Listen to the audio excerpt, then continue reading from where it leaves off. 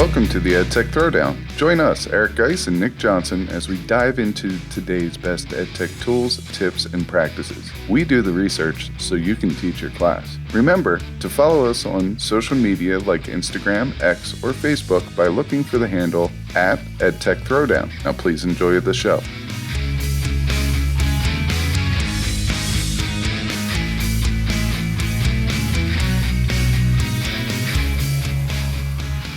The EdTech Throwdown This is episode 203 called Tech Retreat, 8 more EdTech Tools for the Classroom Teacher, Part 3. In this episode, we will continue and finalize exploring a new list of EdTech tools that can enhance, engage, and save time. This is another episode you don't want to miss. Check it out.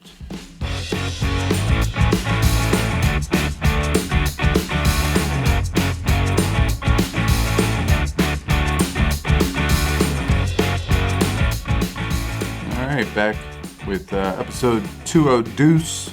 This should be our, third one of the series of Tech Retreat. So we're finally done with Tech Retreat. Into December. Into December 1st. When this started, everybody, it was still Halloween, just so you know.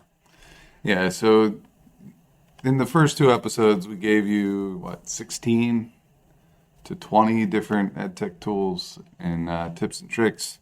We're going to finish it up with 4 here apiece.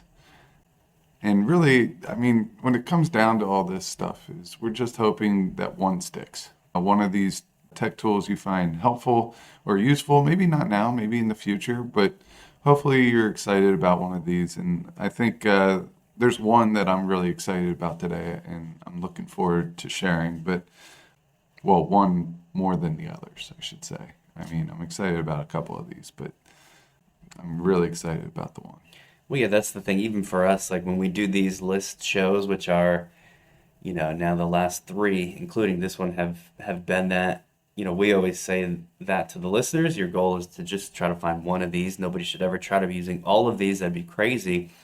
But the same thing happens for us. I think each episode we both end up with this is my favorite tool because it just kind of speaks to me and my personality and my students' personalities or my class and the way that I run it. So that is always our approach. And we probably don't say that often enough because it can sort of be overwhelming for teachers that listen to a show like this. You might be pretty likely to say, wow, I'm not using any of these 10 tools or these, 30 tools if you've listened to all 3 of these episodes. And that's okay, because who could do that? The answer is nobody could do that. We're just trying to show you some stuff so you find maybe 1 or 2 things. And I know for sure that I've got my favorite out of the list that I'm going to share. They're all pretty cool, but there's definitely one that's speaking to me. We hope there is one that speaks to each of you as well. With that, let's pause for a word from the Teach Better Podcast Network. And when we come back, we will start going through the final in our Tech or Treat list of EdTech tools. This podcast is a proud member of the Teach Better Podcast Network. Better today, better tomorrow, and the podcast to get you there. You can find out more at teachbetter.com/podcasts. Now let's get back to the episode. All right, so we're officially back for the completion of the Tech or Treat list. Maybe I'll kick it off first, and usually I end up with my favorite one towards the end, but I think today my favorite one is actually the one that I'm going to share first with everybody, and it is called the First 5. This is my favorite tool because it helps me with something I'm particularly not good at paying attention to, which is the first 5 minutes of class and what to do with that time, how to engage kids in a way that sometimes is content related, sometimes it's not. Sometimes it's just a check-in, and I don't always see the value in that personally in like a planning sort of way. So it's often something that I skip. However, the times where I have been part of, like as an attendee, like a session or some sort of a training or even just a meeting where the entire thing begins with some sort of a check-in, I just love it. And I don't know why I don't do this more often for my own students, but that's what the First 5 is all about. When you click and head to their website, you're going to get the option to choose a grade level. So they have these groupings like pre-K to 1, grades 2 through 5, grades 6 through 12, pretty much your typical groupings. They also group them by area, like they've got some Spanish ones, they've got brain game ones, searchable database ones, all sorts of different categories. And just to play around with it myself, because I'm a high school teacher, I clicked on the 6 through 12 grouping, and they refresh these every day. So the ones that I'm looking at today are literally for December 1st. So you're going to get a new set every day. You can also have them emailed to you via signing up to their newsletter, which is cool. But it's just a collection of ways to start your class that day within the category that you've chosen. So this one says post a funny meme and share a good laugh with your students. So that's as simple as like find a meme and have it up on the screen when they come in, right? So easy, so simple, but it's also the kind of thing that you maybe don't always have space in your own brain to think about or plan. And if you have this newsletter coming to your inbox, or if you check out this website on a daily basis, it helps you. Here's another question. Choose one or more of the questions below to facilitate connection opportunities in your classroom. And there's an image. Most of these come with some sort of a graphic that you can download and quickly, add to your own slide or just project or something. But there's just a bunch of questions there, like share a family recipe that's a standout hit in the household. Just silly things that get people talking. This one says, greet your students at the door as they enter the classroom in a variety of different ways. And then it gives like some facts to share out. So like, certainly I would not use all of these, but there's definitely a couple of them where I'm like, oh yeah, that'd be cool. Here's one. Study snack showdown. What's the best study snack? And then it has in the graphic that they share, there's popcorn, gummy rings, pretzels, fruit, granola bars, and so forth. That's the kind of thing I would choose because I know kids love talking snacks. The point is, this website does a simple thing, but a powerful thing, and something that I personally need to do more of. So that is called the First 5. Everybody should check that out. Sign up for their newsletter so that you can hopefully be inspired by some of these. Yeah, I'm a big fan of the first 5 minutes of class. I like to have something for the students to get settled into the classroom while I'm taking care of the attendance and passing back papers or passing out papers that we'll need for today. And anything that's going to help with that process or making something very easy for the first 5 minutes, I'm all for. So I really like that one. We'll go into my first one. It's called Tutoro. This is a platform that provides teachers with AI-generated curriculum-aligned worksheets, lesson plans, diagnostic assessments, and this is centered around math. All right, so they want to make mathematics clearer, more accessible to students. And one of the biggest features that they have is something called worked solutions, which can guide students through math problems step by step, which will help them build their autonomy and understanding of concepts and reasoning within that class. So when you go into Tutoro, it's a very clean, very simple website. And as soon as you go to it, there is a login and all that good stuff. They have some training stuff there that makes it easy to understand. But it asks you what you want to create. Do you want to create a lesson, a worksheet, an assessment, or a document? So when you click on whichever one that you want to do, it has several options there. So I clicked on worksheets. It says make the standard worksheet, a multiple choice worksheet, a procedural worksheet, an enabling worksheet, extension worksheet, or a custom worksheet. All right, so what I'm going to do is I'm going to click on the multiple choice or multiple worksheet. And then when you go in there, it's going to ask you your class name. I'm just going to say geometry for right now. And it asks you for your grade level. And you can select that. It's going to ask you which standards you use. In here it says Common Core, Texas, Florida, and it keeps going. I'm going to select Common Core. All right, and as you do that, it's going to start popping up your options. Do you want to talk about expression? I chose 8th grade, by the way. I should throw that in there. And Common Core. So do you want to talk about expressions and equations, functions, geometry, stats and probability, or the number system? I'm going to go to geometry. We're going to go to triangles, and I'm going to go ahead and hit next here. And as I do that, it's asking me how many questions you need. I'm going to bump this down to 3 just so it's quicker. And then you just hit generate. And when you hit generate, it takes about 20 seconds to upload. It's generating the worksheet. And, just like any AI, it takes a little bit of time. But when it's done, it gives you a nice multiple choice type of worksheet there. And you can add to it and take away from it and edit the questions and all that good stuff.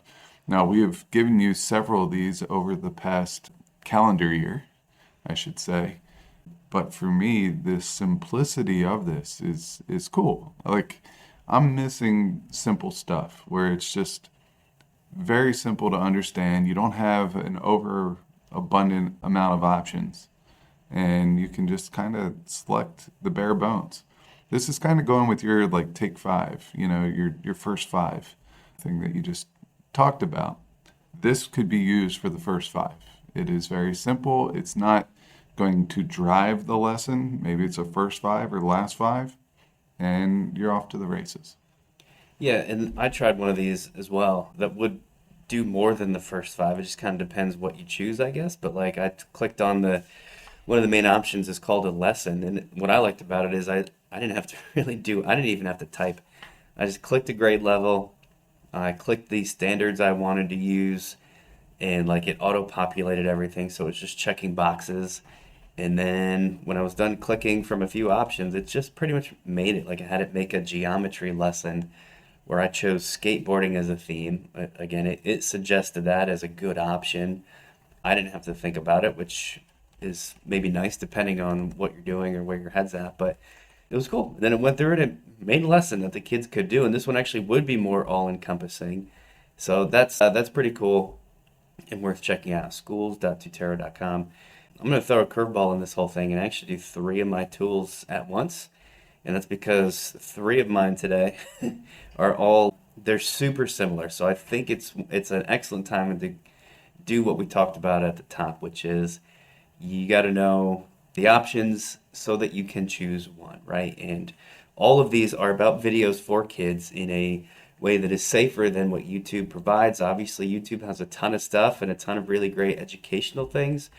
But YouTube, more than ever these days with the onset of AI and artificially created videos, is also full of a lot of nonsense and garbage. And your students might not even be allowed to watch it. I know we've run into all kinds of problems with kids not being blocked for one reason or another from being on YouTube. So that may not be a great solution. And the good news is that there's lots of other websites that do this. And chances are, most of you have heard of at least some of these before, like TeacherTube. I know that was around a while back. Perhaps now's the moment where you are reminded that TeacherTube exists, right? This is an educational video sharing website like YouTube, designed after YouTube, but specifically for teachers and students. That means it's safe and you're not going to run into at least as many issues as you would with YouTube. So that's the most common one of these 3. There's 2 others that I wanted to tell you guys about also. One is called TeachFlix. And TeachFlix, I think, is the coolest because it is modeled to look exactly like Netflix. The font is similar, at least as close as it can be without any sort of copyright infringement, I'm sure. But it looks, anyone who goes there is going to know, oh, this is trying to look like Netflix. Like when you signed into Netflix, you choose your little icon that says who's watching. They have that too, but here is where you pick a grade level, right? So I'll choose high school, and then you can choose an area like science, and it shows you just a bunch of science-themed videos. So this might be where I come to find stuff just because they're all specifically for educational purposes. And the one thing that I like about this, besides that it looks like Netflix, which is going to have that sort of like common person appeal, a lot of these are the same videos that are on YouTube. Some of like the most popular science, YouTube personalities are here. I can see that they're here because I know a lot of these individuals from searching YouTube, but they're also on TeachFlix just in like this safer environment. So I think that's my favorite of the video resources. And then I'll just throw out the third one. It's called Netflix Kids, and it's trying to do pretty much the same thing as TeachFlix. So, curating these high quality videos for children, basically, right? This one does seem to aim specifically for like health and fitness videos. So if that's something you teach, maybe you're a PE teacher, or at the younger grades, maybe that's like some sort of a learning unit that you're engaged in, you might want to check out Netflix Kids. But that's 3 video resources for everybody today: TeachFlix, TeacherTube, and NetflixKids.com. Check them all out to find the one that hopefully works for you. Those are all solid. I mean, we need quality resources in a safe place, so I'm up for all those. And I've seen some known educators really endorsing some of these sites, so that is cool. I haven't checked them out since they first came out, but I will definitely go back in and check them out. All right, so my next one I'm really excited about. I will say it does have a little bit of limitation, but I'm very excited because I found this in the Canva App Store. So if you're working within Canva, there's an extension or an app there called Gibbly AI. And Gibbly is an AI assistant that will help teachers create curriculum-aligned lessons, presentations, and gamified quizzes in minutes. All right, so what I like about this is that you connect it to your state standards, the subject, the grade level, and you put the topic in there. All right. Now, when it comes to, I guess, all the other stuff, the information that it's actually putting on there isn't what excites me. It's the AI created slide deck that goes with that information. I find myself going in there and changing the information on the slide deck, but I really like that I was able to say, okay, let's work within the macromolecules of biology, and it was bringing up molecular structures. That was cool. And if it's able to do that and the pictures are relevant to the content, I'm okay going in there and changing it because it looks really good. Now, the limitation is this. If I ask it for, give me the general structure of an amino acid in there, it's going to give me the general structure, but then it's going to try to name it. And sometimes the names are in weird fonts and overlap a little bit. The letters overlap. So what I do with Canva is I just grab text. I use that tool and I delete it. And then I can label it if I want to, but I don't usually have to because it's already on the slide in the text form somewhere else. The other limitation is you only get to create 2 activities a day. Now, oftentimes you don't really need it more than that. But for me, I just like to see what it's going to create. I think for me, it's hard to design something staring at a blank slide. So it's going to give me that template that I'm going to be able to use and modify and change. And for the most part, the information that's on the slide is there. I just don't like the way it's worded. I think it's a little too wordy sometimes. But it does have, you could choose very brief text, medium text, or a lot of text. And I chose the medium amount of text, the middle option. So I think I would go brief next time and just make it my own text there. But that one is a really, really nice find for me. In there, when I was searching for new apps that I haven't seen before, I also found a AI voiceover, but I'm not gonna, it's in there, you could go check it out, but I'm not gonna talk about it more than just what I've already said. But I'm very excited to check that one out because I didn't see that 2 weeks ago, 3 weeks ago when we were making the list for tools for the episode. But as I was typing it in now, I did see it. So I'm going to go check that out. And I have a project that I'm going to need that for. I don't know if you want to talk about that one at all because I saw your eyebrows kind of raised a couple times. Yeah, I mean it's cool. I like that it's in Canva already.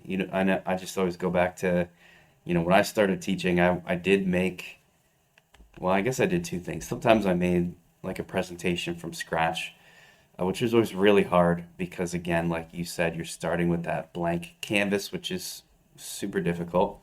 Or I would go to Google and steal other teachers' things, which I always liked better because then I could change it and make it my own. But it was very stressful, right? That search was very stressful. Every Sunday night, planning out, the coming week, I would always be like, oh man, how am I going to find a video, or how am I going to find at that time it was all PowerPoint, but how am I going to find a PowerPoint slide deck that actually, covers this thing that I got to cover in chemistry, is, can be tough to find because there's not like a whole lot of stuff. At least then there wasn't a whole lot of stuff out there. But with this, all that stress would evaporate because I could just tell it what to make, still obviously edit it and make it my own, but also now it's in Canva, which would be a great platform to just get used to from the beginning because of how many different things you can do with it, right? Like the quizzing and the sharing and you name it, right? Canva's an amazing platform for educators. And maybe if you're a teacher starting out, all your presentation slide decks are right there for you to use. So this is very cool. And I know there's other options, right, for getting slide decks generated, like that Gamma AI we talked about, maybe in one of our last few episodes. I can't recall, but with something like that, then you've got the issue of where do I put it? Like, what format do I export it into? Maybe I want it to get from Gamma AI into Canva. And for all I know, that they have a way to quickly do that. But the point of this one is it's being made in Canva. So it's like, it's right there for you in a platform that is actually usable by teachers. So there's none of this like downloading, uploading game that you might have to play with other generators. So that's what caught my eye about Gibbly in Canva Apps. And it made me think we should maybe do another episode on Canva Apps specifically, because that is an ever-changing universe with just tons of cool stuff. And this was a good reminder of that for me. Yeah, there's definitely a lot of apps being added all the time on there, which is really cool. So the next one, we haven't talked about this one in a while, but we did talk about it a couple of years ago. And the reason why it came back up is because I saw my two younger sons playing a game on this site. And the site is called bamboozle.com.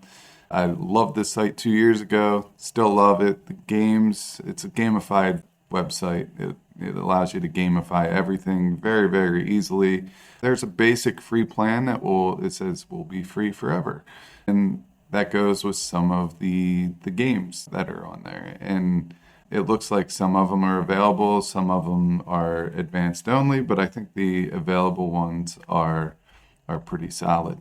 A couple of things I like about this site: super easy to use, has some of our favorite games. They have their own versions of like Chutes and Ladders and some other things, and it's very easy to customize the games.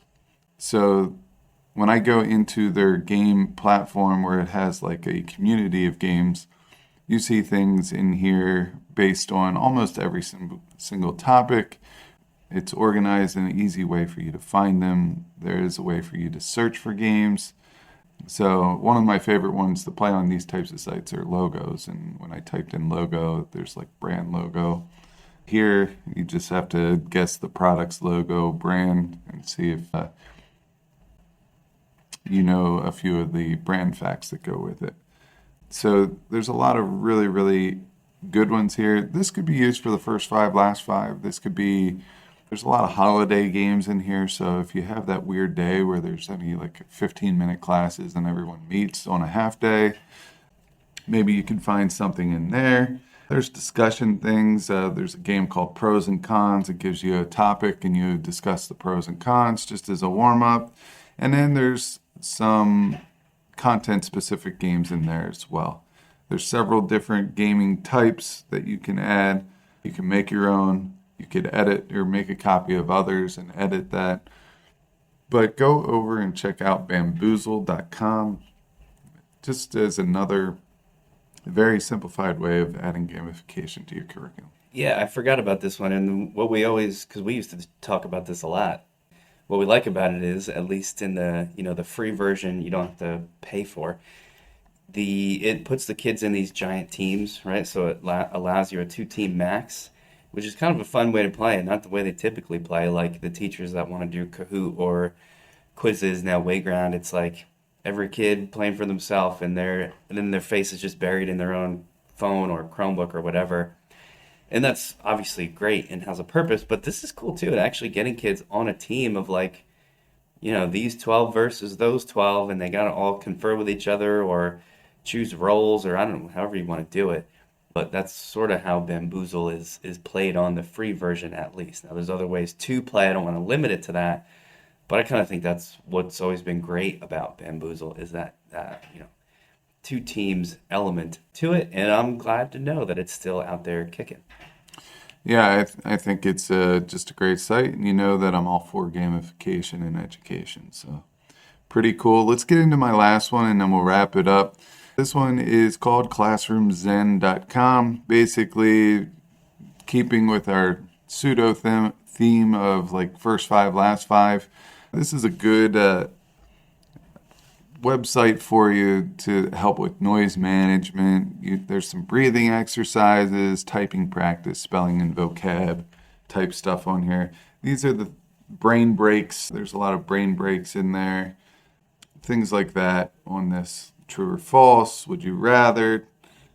And then you can go straight into some brain breaks there. But there's a lot of things here for self-care. Sometimes you just need that 5-minute transition between activities, and doing one of these as you're getting set up. I know in science, when we're doing a demo, I like to clean up the demo when it's done because usually there's glassware there. We need that area for lab stations right after that. So maybe you give them a 5-minute brain break, or you give them some type of little mindless discussion tool just to hold their attention while you set up for the next activity and transition into that activity. Yep, Classroom Zen is great, and all these tools are great. Hopefully one of them appealed to you like we talked about, but that does wrap it up for episode 203. That also wraps it up for, this whole series, our Tech or Treat series. We hope everybody got, some great tools to bring into their classroom, but we're going to officially close this one out, and we'll be back in a couple weeks with something completely different. As always, thank you for listening.